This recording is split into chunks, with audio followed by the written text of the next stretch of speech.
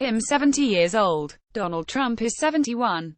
That means we have in common with every male in our generation one important, if not dominating thing: Vietnam. We turned 18 and became eligible for the draft in the mid-1960s. 64 for him, 65 for me.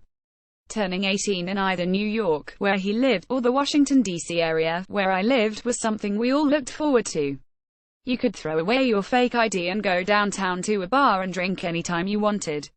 Freedom, but like so many things in late adolescence, it came with qualifications. The possibility of losing your freedom to the draft was right around the corner. 1964 and 1965 were incredibly important years as the war in Vietnam reached maturity. There were 112,000 young men drafted in 1964, more than twice as many, 230,000, in 1965. At the end of 1964, there were 23,000 Americans serving in Vietnam. By December of 1965, 8 times as many were in the combat zone, 184,000. In 1964, 216 Americans lost their lives in Vietnam. In 1965, the number killed was raised tenfold to nearly 2,000. All in all, 28 million young men reached draft age during the Vietnam years. 9 million served in uniform, and 2.7 million went to Vietnam. Only about 800,000 actually saw combat. By 1965, Vietnam had become a meat grinder, and with President Lyndon Johnson fearing that he would be accused of losing the war to the commies, he was turning the war into a senseless cesspool of slaughter. As Johnson fed the beast, an entire generation of young American men faced a dilemma no other American generation had confronted before. With the war already being criticized as foolhardy and misbegotten, if not criminal, did you don or did you dodge? Pun absolutely intended. Don dodged. I donned. But it's not a moral distinction I'm drawing here between me and our erstwhile president. Morals entered into it, of course.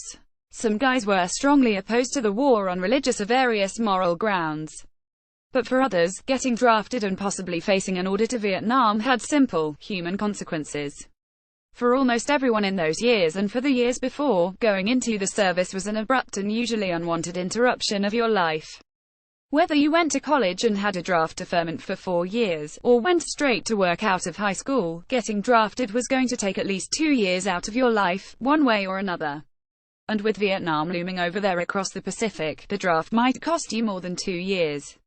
It might cost you all the rest of the years you had on this earth. There were other complications. Women weren't subject to the draft back then, so they didn't face the same dilemma. This gave them a freedom we didn't have to oppose the war on any grounds whatsoever without consequences. If we opposed the war and refused induction, we could go to jail. No such danger for women. This created a split between the sexes that had never existed before. I knew plenty of guys who had girlfriends who felt so strongly about the war they threatened to break up with the guys if they didn't dodge the draft. When I was in West Point between 1965 and 1969, it was hard to find college girls who would go out with a cadet, much less a Spec 4 with orders to the combat zone. The women weren't to blame. The war was a moral shithole, a consumer of American and Vietnamese bodies that never should have happened. The war was a problem between us, not of us. As the years moved on, the complications multiplied. Guys who started out in 64 or 65 with an American right or wrong attitude gradually lost their innocence as the war dragged on, the bodies piled up and scandals like My Lai were forced out of military secrecy into the sunlight. Not one thing about that war was good. By the time Trump was in grad school and I was graduating from West Point, massive demonstrations were influencing public opinion against the war. Life magazine famously ran an absolutely jaw-dropping issue with thumbnail photographs of every one of the approximately 500 men who had been killed in a single week. Suddenly the war had 500 faces, and they were so young, every one of them with a future to look forward to. Now they were dead. Support for the war went from being reflexive to mixed to weak. As casualties mounted, Johnson, and then Nixon, began pulling out troops and substituting them with massive bombing campaigns that didn't work any better than the 500,000 troops we had there at the war's peak. Young American men didn't just watch this process, they were in it. They were in many ways its subjects. The split within the generations was blasted into sharp relief at Kent State when a platoon of reservists, all of them young, all of them male, gunned down students protesting the war. The war had come home. Trump reacted to all of this as many men did. He had 4 student deferments as he completed undergraduate and graduate college work, and when they ran out, he got a doctor to certify him as damaged goods due to spurious bone spurs. It was well known at the time that a check for $1,000 would get you out of the draft. I knew a lawyer in New York whose entire practice was getting guys out of the draft. What about those who didn't have a grand or so handy to spend on a lawyer or doctor? Tough luck. This produced an entirely unbalanced and unfair military, of course, with young men of color or poor backgrounds far more likely to be the ones under fire. You wouldn't think it, but it wasn't much different for West Point graduates at the time. There were 800 guys in my class. Some 90 of them were high school class presidents, 200 in the honor societies of their schools, several dozen Eagle Scouts, all in all, as accomplished and intelligent a student body as you could find in a college anywhere. Every morning the New York Times was delivered to our rooms. Cadets could read as well as everyone else. We saw the war disintegrate before our eyes on the nightly news and in the pages of the Times. At West Point, we saw the effects of the war on the officer corps. It was disastrous. Officers who had lied about body counts and covered up war crimes were promoted into positions of authority at West Point. They brought the effects of the corrupt war with them. Resignations skyrocketed in my class, with more than 100 leaving in 1 year alone. In 1965, I wanted nothing more in the world than to be an Army officer. By 1969, I wasn't so sure. My father had been relieved of his battalion command in Vietnam in the 9th Infantry Division for refusing to shell a village of civilians with his mortars one night, an act that would have been a war crime no less savage than My Lai. Doing the right thing instead of the wrong thing effectively ended the career of a good man who had served his country with honor for more than 20 years.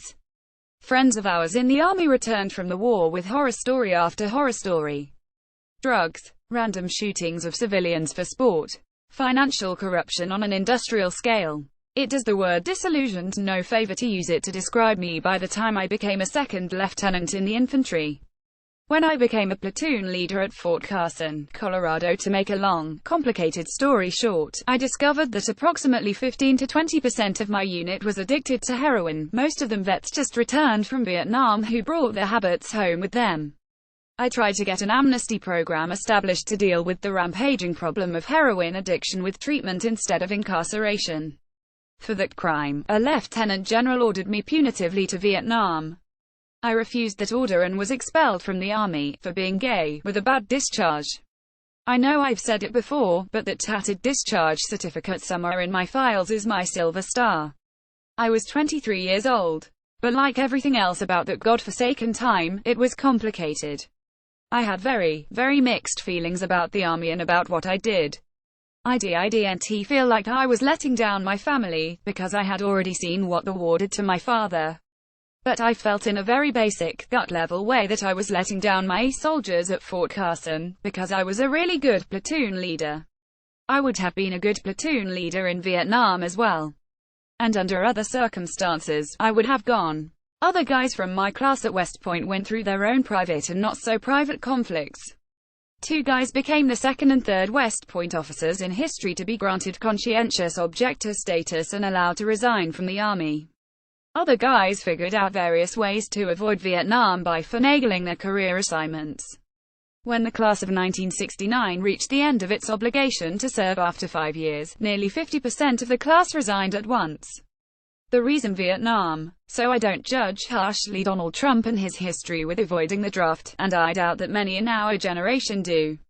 I came to describe that time as the damned if you did, damned if you didn't years.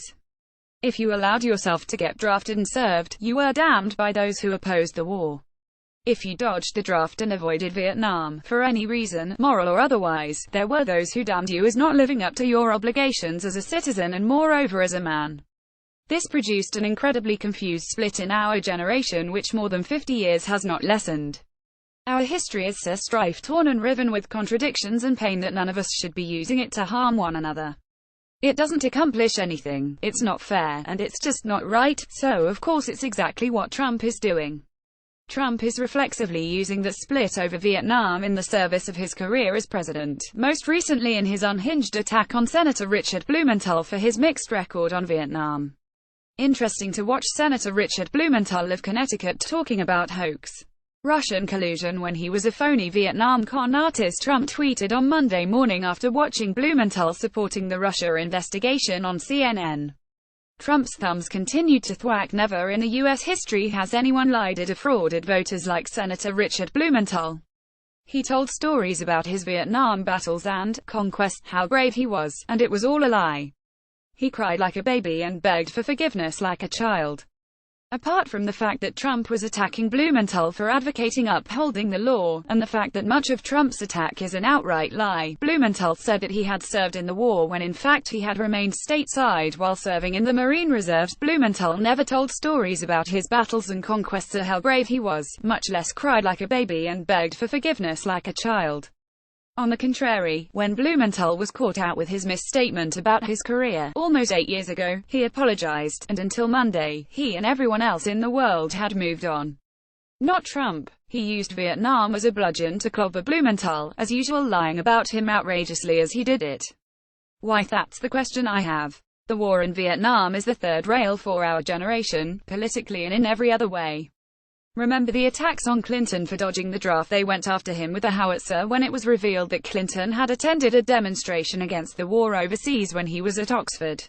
Heavens, not only was he a draft dodger, he wasn't a patriot. It hardly bears repeating to go over Trump's various unpatriotic acts and statements while overseas, not to mention the role overseas Russians played in his election campaign.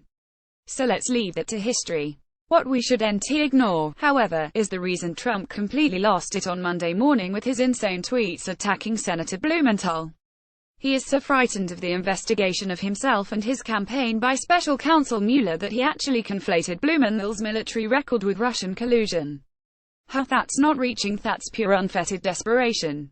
Our president is like a rabid raccoon, lashing out wildly, teeth bared, apparently prepared to fight to the death against the investigation which threatens his presidency more and more every day.